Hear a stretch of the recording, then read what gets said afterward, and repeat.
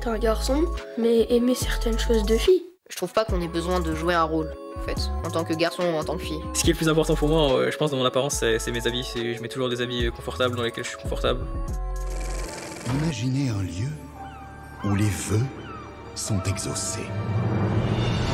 Un lieu où vos désirs les plus profonds deviennent réalité.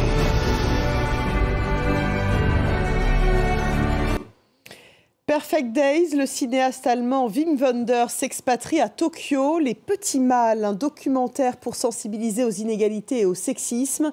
Et puis Wish, Achat et la Bonne Étoile, le traditionnel Disney de Noël qui marque les 100 ans du studio aux grandes oreilles. Voilà pour le programme de ce nouveau numéro 100% cinéma de À l'affiche. Bienvenue à vous et bienvenue Laurent Métry. Merci d'être avec nous. On va parler de votre documentaire Les Petits Mâles dans un instant.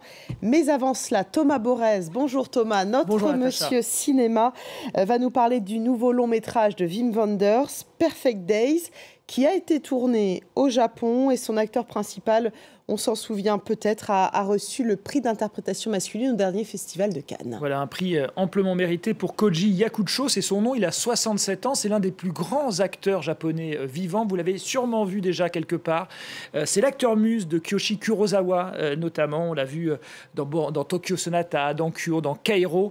C'est vraiment un acteur absolument incroyable. Il est associé aussi à une Palme d'Or, puisqu'en 97, il était le héros de l'Anguille de Shohei Imamura, qui avait été Palme d'Or donc au Festival de Cannes. Voilà pour les présentations. Dans ce film de Wim Wenders, il incarne un monsieur pipi, voilà, qui nettoie les toilettes high-tech d'un quartier bourgeois de Tokyo. Une tâche dont il s'acquitte avec douceur, voilà, et application. L'homme plutôt solitaire aime, pendant ses temps libres, lire du Faulkner, écouter des cassettes audio de Patti Smith, ou encore prendre des photos avec un vieil appareil photo. Voilà, bienvenue dans le monde hors du temps d'Hirayama, c'est son nom, pardon. Écoutez, regardez. ママとおじさんって全然似てないね。この世界は本当はたくさんの世界がある。つながっているように見えてもつながっていない世界がある。兄さん、本当にトイレ掃除してんの？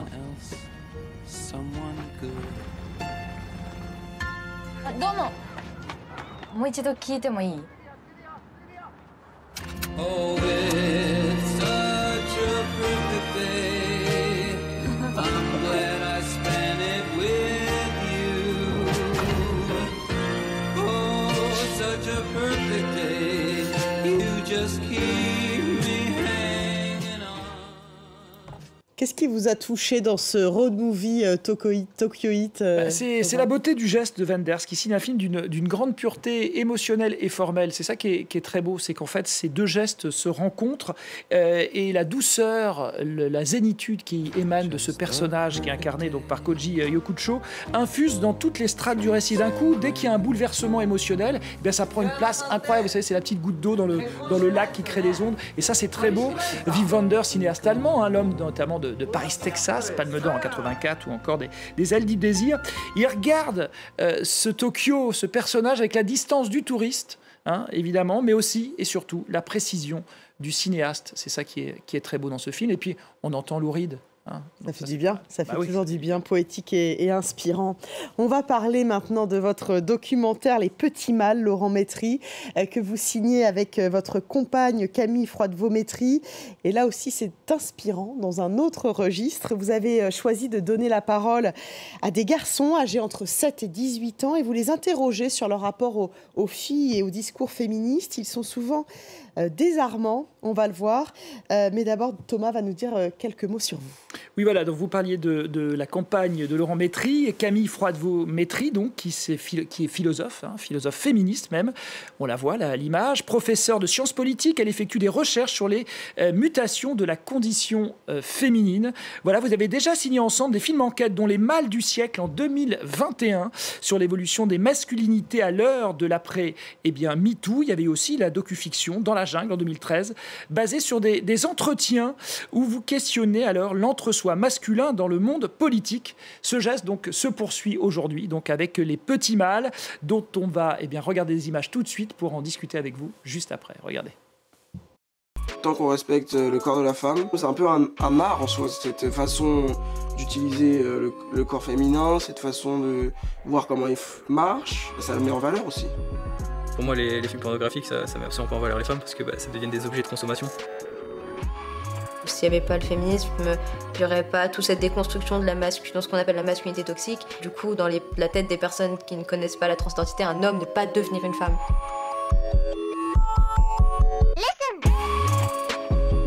Moi, ma mère, je la vois très bien présidente de la République.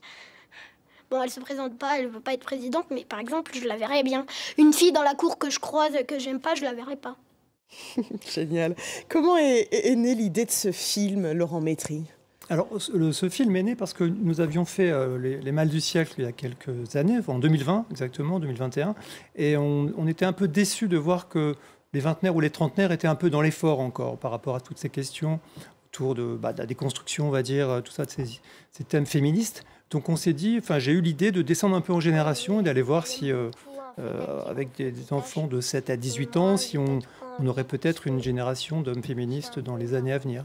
Alors justement, l'un de vos procédés de votre film, c'est justement de donner très peu, voire pas du tout d'informations sur les intervenants. Pourquoi ce choix très radical, finalement ? Alors, c'est un choix qui permet d'être moins dérangé par tout simplement, on va dire, un prénom, un âge, un décor peut tout de suite un peu influencer son écoute. Et donc, comme on est vraiment sur du ressenti, sur des choses qui sont assez fines, voilà, donc on préfère, on va dire, ne pas trop dévoiler ce que sont les personnes, les jeunes, pour être complètement, on va dire, vierges et sans a priori quand on les entend et quand on les écoute. Le film s'appelle Les Petits Mâles, donc les petits mâles, c'est les petits garçons principalement, mais on le voit là à l'image derrière nous. Il y a aussi des intervenantes, donc des femmes d'une autre génération. Pourquoi sont-elles là ? Alors elles sont là parce que, comme ce film, évidemment, on parle de toutes ces questions féministes et que les femmes sont un peu au centre et elles sont les premières concernées, je me suis dit comment faire intervenir ces femmes dans ce film, dans ce projet. Et comme j'avais devant moi ces hommes de demain, j'ai pensé tout simplement les faire discuter par le truchement du montage avec des femmes d'hier, si je puis dire, entre guillemets bien évidemment, pour avoir un peu une espèce de vision, avoir une perspective un peu historique de tous leurs propos. C'est un peu ça l'idée. Voilà. Vous le disiez, le dispositif est volontairement très simple. On a juste une caméra sur ces jeunes et ces femmes d'un certain âge. C'est une façon pour vous de ne pas brouiller la parole, comme vous le disiez un peu tout à l'heure. Oui, c'est pour ne pas brouiller la parole, c'est surtout aussi pour ne pas cliver, pour les spectateurs qui sont aussi, ceux qui sont aussi visés, ce sont les ados, les pré-ados, c'est qu'il n'y ait pas de position un peu surplombante d'experts, etc. Parce que vous savez bien que quand un expert parle dans un film, souvent on arrête de réfléchir parce qu'on l'écoute réfléchir. Donc là, au contraire, on est très libre de se promener, de se situer sur le féministomètre, comme j'aime bien le dire. Et ça, pour être un peu libre et pouvoir vivre et réfléchir devant ces images et devant ces propos, écoutez, voilà, on les laisse un peu faire leur propre avis, se situer encore une fois. Est-ce que vous saviez, avant même d'entreprendre le film, d'après vos recherches ou les recherches de votre femme, quel genre de discours, quel genre de conclusion vous alliez avoir avec cette jeune génération ? Pas du tout. Et en fait, c'est un peu le principe même de ce genre de film, de ce genre de projet. C'est-à-dire qu'on ne sait pas ce qu'on va trouver. Donc, c'est tout l'intérêt du projet. C'est-à-dire que, voilà, moi, j'ai été très étonné par ce que j'ai entendu. Je crois qu'on l'est tous quand on entend ces jeunes garçons. Parce qu'ils sont articulés, parce que parfois même... Elles semblent beaucoup plus respectueuses que l'ancienne génération, cette nouvelle génération. En tout cas, féministes. Alors, féministe, en tout cas, prêt, j'ai envie de dire que le terrain est un peu plus meuble par rapport à toutes ces questions pour les garçons. J'ai l'impression qu'ils seront peut-être plus à même d'intégrer, d'être un peu plus déconstruits, si on peut dire, dans quelques années. J'ai l'impression que les choses, oui, se préparent et que c'est bien différent de nous, Thomas ici présent, ou moi-même, à 12 ans, je pense qu'on ne parlait pas comme eux, de genre, de transidentité, d'homosexualité, tout ça. Donc, il y a des choses quand même qui ont vraiment bougé. C'était pas vraiment questionné. Ce qui est beau, c'est que le film se termine sur une phrase. Vous dites à un des petits garçons que Ken soit derrière, c'est mieux. Et lui vous répond, c'est magnifique, oui, ça laisse un peu de place à Barbie. Voilà, c'est très beau. Merci beaucoup Laurent Métry. Vous restez avec nous. On va parler maintenant du dernier Disney, studio qui a largement contribué d'ailleurs à la diffusion de stéréotypes sur les femmes et les hommes. Le studio fête ses 100 ans cette année et pour l'occasion, il propose Wish, Achat et la Bonne Étoile avec tout un tas de clins d'œil aux grands classiques du studio comme Pinocchio ou encore Blanche-Neige. Voilà, et c'était il y a donc 100 ans, en 1923, qu'un certain Walt Disney, pionnier de l'animation, a posé les bases de son entreprise, qui est devenue, à partir de 2012, le premier groupe de divertissement au monde, parce que Disney, aujourd'hui, ce n'est pas seulement Mickey, Minnie ou Donald, mais c'est aussi Marvel, c'est aussi Star Wars, ou encore Pixar. Et pourtant, à en croire le titre de leur dernier, il y a encore une place pour les souhaits, Wish, en anglais, qui raconte l'itinéraire d'une jeune fille de 17 ans, qui, dans un moment de désespoir, va demander le plus sincère des vœux. Je vous laisse voir le film pour savoir de quoi il s'agit. Alors, va-t-il se réaliser et surtout à quel prix ? Bien, quand même, pour le prix, ne rêvons pas. C'est le prix, évidemment, d'une place de cinéma, puisque tout se monnaie dans ce monde que Disney essaye depuis 100 ans de réenchanter. Forcément. Merci Thomas. Merci encore Laurent Métry d'être passé nous voir dans À l'affiche à l'occasion de la sortie de votre documentaire Les Petits Mâles, à voir absolument. Merci à vous. Merci. On se quitte avec la bande-annonce du dernier Disney, Wish, Achat et la Bonne Étoile. Merci à vous de votre fidélité. Je vous dis à très vite sur France 24. Et si je vous disais que cet endroit existe et que vous pouvez y accéder ?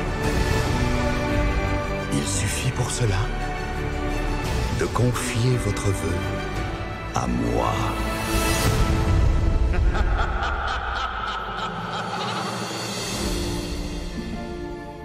Je souhaite...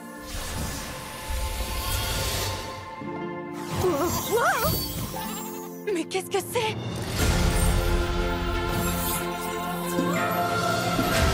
Qu'est-ce que tu fais, Valentino ? Ne mange pas ça !